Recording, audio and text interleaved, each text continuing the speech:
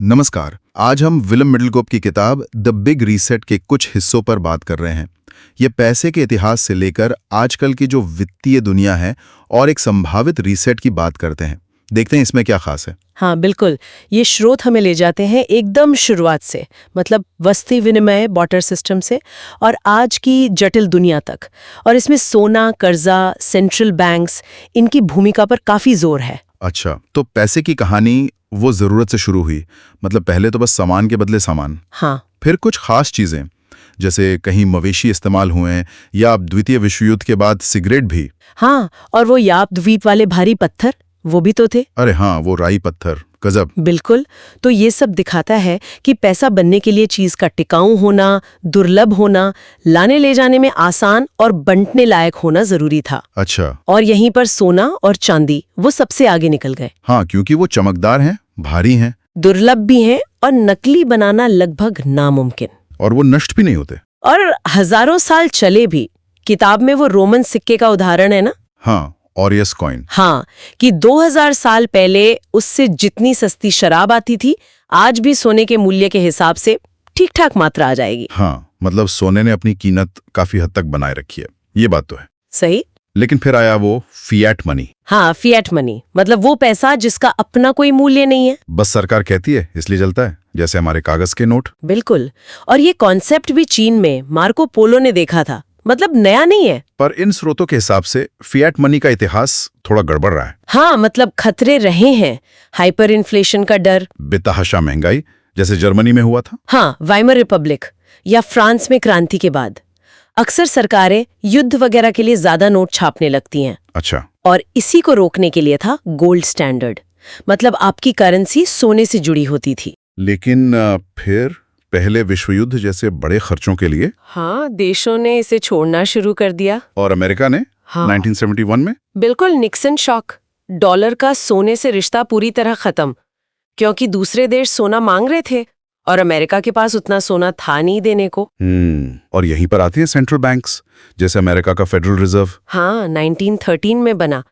किताब कहती है कि इनके पास एक तरह से हवा में से पैसा बनाने की ताकत है। अच्छा। हाँ, स्रोत फेडरल रिजर्व की आलोचना करते हैं, खासकर 2008 के संकट के बाद जो हुआ। वो क्यूई, क्वांटिटेटिव ईजिंग। हाँ, क्वांटिटेटिव ईजिंग, मतलब सेंट्रल बैंक बॉन्ड्स वगैरह खरीद कर सिस्टम में पैसा डालता है, डिजिटल पैसा।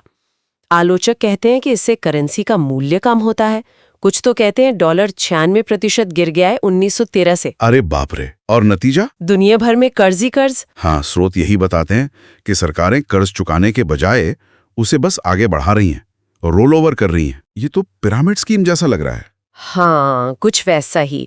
और इस कर्ज से निकलने के रास्ते भी सीमित हैं। क्या है वो रास्ते?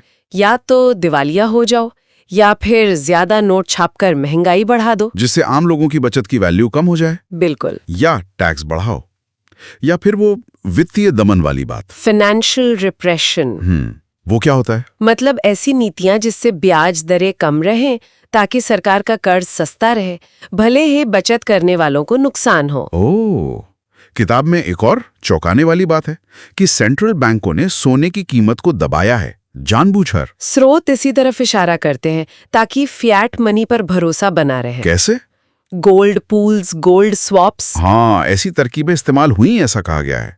तर्क यह है कि अगर सोने की कीमत बहुत बढ़ जाए तो डॉलर जैसी मुद्राओं पर से भरोसा उठ सकता है। तो शायद मिलकर बाजार को कंट्रोल करने की कोशिश की। और इसी वजह से चीन और रूस जैसे देश बहुत सारा सोना खरीद रहे हैं। हाँ बिल्कुल, वो डॉलर पर निर्भरता कम करना चाहते हैं, एक मल्टी करेंसी सिस्टम की तरफ बढ़ रहे हैं शायद, जहां किसी एक मुद्रा का दबदबा ना हो। सही। और यहीं पर वो बिग रीसेट का आइडिया आता है। क्या है ये? ये किताब का एक केंद्रीय विचार है कि क्या ये मौजूदा सिस्टम जो कर्ज और फिएट मनी पर टिका है, क्या ये खत्म होने वाला है? एक बड़ा बदलाव। हाँ, एक बड़ा बदलाव।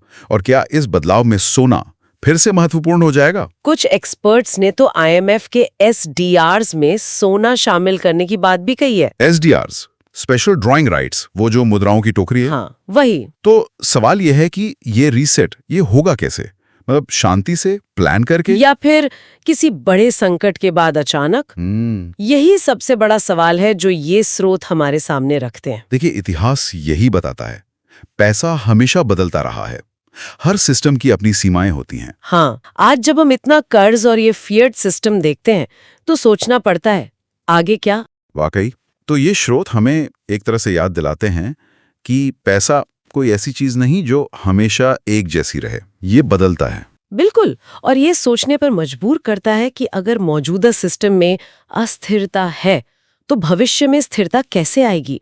क्या जवाब सोने में है जैसा ये स्रोत कहते हैं, या कोई बिल्कुल ही नया मॉडल उभरेगा?